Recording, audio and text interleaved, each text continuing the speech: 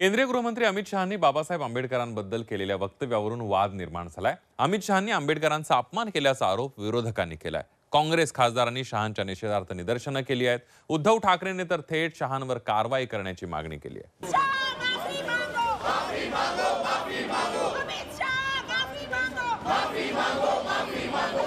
संसदेच्या हिवाळी अधिवेशनात बाबासाहेब आंबेडकरांच्या मुद्द्यावरनं वातावरण तापलंय।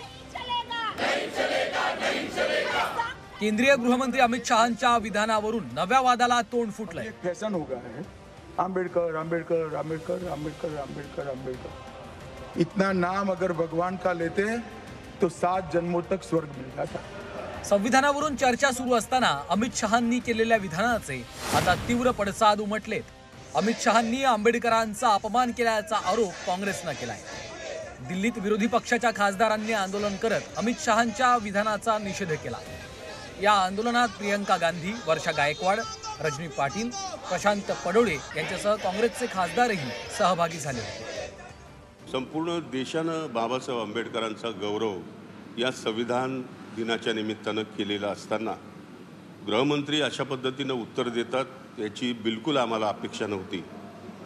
बाबासाहेब आंबेडकर आमचा जीव आहेत, प्राण आहेत, त्यांचे उपकार प्रचंड आमच्यावर आहेत आणि त्यामुळे अशा कुठल्याही प्रकारे बेजबाबदारपणे वक्तव्य करणाऱ्या माणसाला आम्ही स्पेअर करू शकत नाही।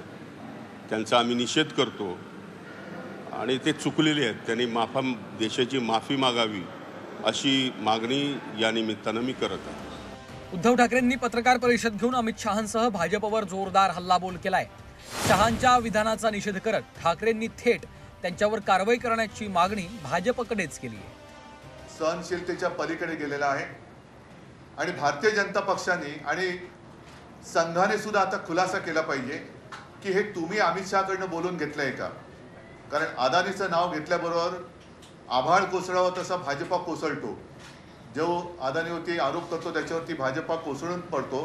आता बाबासाहेबांचा उल्लेख असा केल्यानंतर भारतीय जनता पक्ष हा अमित शहांवरती काही कारवाई करणार आहे का?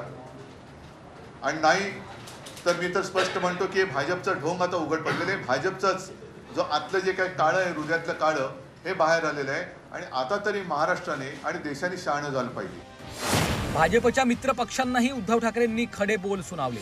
रामदास आठवले, एकनाथ शिंदे आणि अजित पवारांना बाबासाहेबांचा अपमान मान्य आहे का असा थेट सवाल ठाकरेंनी केलाय। नेहरू नेहरू करता करता आता हे आंबेडकरांवरती बोलायला लागले, एवढ्यांची हिंमत वाढलेली आहे। आता मला जे भारतीय जनता पक्षाला पाठिंबा देणारे जे इतर पक्ष आहेत, मग तो नितीश कुमार असतील, चंद्राबाबू आहेत, विशेष म्हणजे रामदास आठवले काय करतायत? रामदास आठवले राजीनामा देणार आहेत का?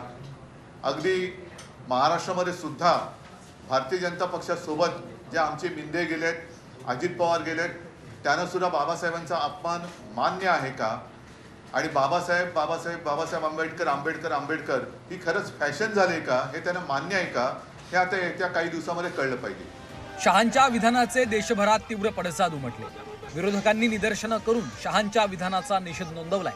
मात्र आपल्या वक्तव्याचा विपर्यास करण्यात आल्याचा आरोप अमित शहांनी केलाय।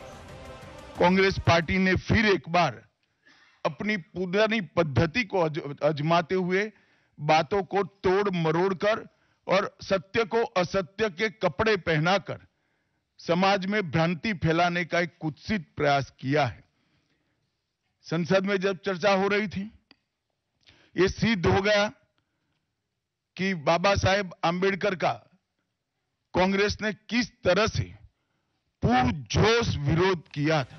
लोकसभा आणि महाराष्ट्र विधानसभा निवडणुकीत विरोधकांनी विशेषतः काँग्रेसनं संविधानाचा मुद्दा प्रचारात आणला। आता बाबासाहेब आंबेडकरांच्या मुद्द्यावरनं विरोधकांकडनं सत्ताधाऱ्यांना धारेवर धरलं जातंय। येत्या काळात याच मुद्द्यावरून काँग्रेस भाजपला कोंडीत पकडणार हे निश्चित आहे। ब्युरो रिपोर्ट, झी 24 तास।